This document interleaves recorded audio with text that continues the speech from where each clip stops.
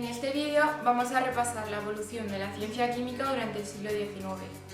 Vamos a cubrir aspectos relativos a el descubrimiento de nuevos elementos químicos como los gases nobles, la importancia que tuvo la industria de la química en la sociedad gracias a la aparición de grandes científicos, algunos de los cuales repasaremos en el siguiente vídeo, la aparición de la termodinámica y el diagnóstico de enfermedades gracias a reacciones químicas.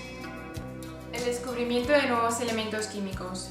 De 1800 al 1849 se descubrieron en total 24 elementos nuevos, durante la revolución científica e industrial, como el sodio o el potasio. Y del 1850 al 1899, gracias a la espectroscopia, se descubrieron 26 elementos, como los gases nobles. La importancia que tuvo la industria química en la sociedad. La revolución industrial produjo un incremento dramático en la población. Por esto aparecieron epidemias como la cólera o el tifus. Gracias a la depuración de aguas residuales se consiguió evitar las epidemias. La disponibilidad de agua es un elemento del bienestar en el cual la química es responsable. La termodinámica estudia los vínculos que existen entre el calor y las variedades de la energía. Analiza los efectos que poseen las modificaciones de la temperatura, presión, volumen y densidad en cada sistema. La termodinámica está compuesta por dos leyes.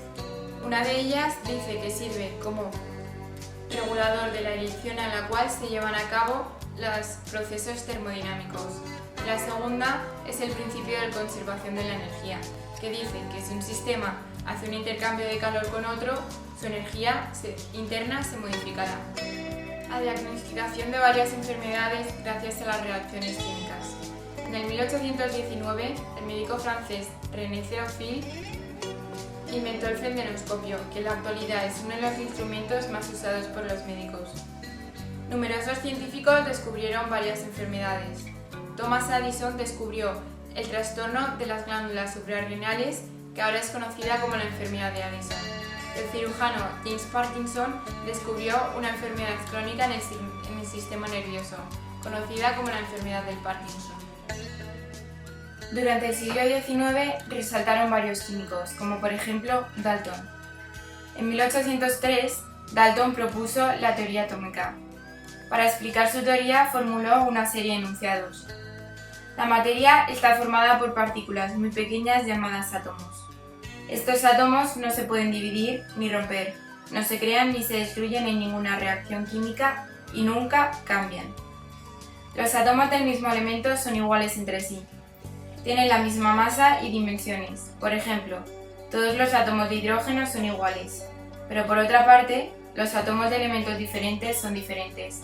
Por ejemplo, los átomos de oxígeno son diferentes a los átomos de hidrógeno. Los átomos pueden combinarse para formar compuestos químicos. Por ejemplo, los átomos de hidrógeno y oxígeno pueden combinarse y formar moléculas de agua. Los átomos se combinan para formar compuestos en relaciones numéricas simples. Por ejemplo, al formarse el agua, la relación es de 2 a 1, es decir, 2 átomos de hidrógeno con un átomo de oxígeno. Los átomos de elementos diferentes pueden combinar en proporciones distintas y formar más de un compuesto. Por ejemplo, un átomo de carbono con un átomo de oxígeno forman monóxido de carbono, mientras que 2 átomos de oxígeno con un átomo de carbono forman dióxido de carbono. Otro de los grandes químicos que resaltaban en el siglo XIX era Alessandro Volta. En 1800 inventó la primera pila eléctrica, o también conocida como la pila voltaica. La pila eléctrica se trata de una serie de discos apilados de zinc y cobre, separados uno de los otros por trozos de cartón o del fieltro impregnados de una disolución de agua salada, que medían aproximadamente 3 centímetros de diámetro. Cuando se fijó una unidad de medida para la diferencia de potencial, el voltio, en honor a Volta, se pudo saber que cada uno de esos elementos suministraba una tensión de 0,75 voltios. Pero ninguno de estos conceptos se conocía entonces. Su apilamiento conectados en serie permitía aumentar la tensión a voluntad, otro descubrimiento de Volta. El invento constituía una novedad absoluta y gozó de un éxito inmediato y muy merecido, ya que inició la era eléctrica en la que actualmente vivimos. Al permitir el estudio experimental, precisó de la electricidad. superando las enormes limitaciones que presentaban para ello los generadores electrostáticos, que son los únicos que existían hasta el momento. Y por último está Michael Faraday. Michael Faraday desarrolló y publicó las leyes de la electrólisis. El proceso de la electrólisis funciona aplicando una corriente eléctrica continua mediante un par de electrodos conectados a una fuente de alimentación eléctrica y sumergidos en la disolución. El electrodo conectado al polo positivo se conoce como ánodo y el conectado al polo negativo como cátodo.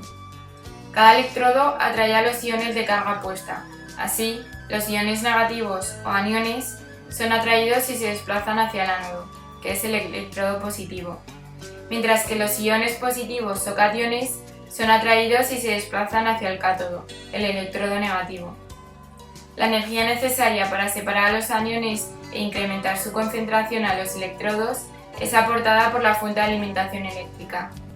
En definitiva, lo que ocurre es una reacción de oxidación-reducción, donde la fuente de alimentación eléctrica se encarga de aportar la energía necesaria. En resumen, el siglo XIX fue un periodo clave para la evolución de la ciencia química, por la aparición de un gran número de investigadores relevantes, generando un gran impulso para el avance de la humanidad, a pesar de poseer los precarios recursos de la época.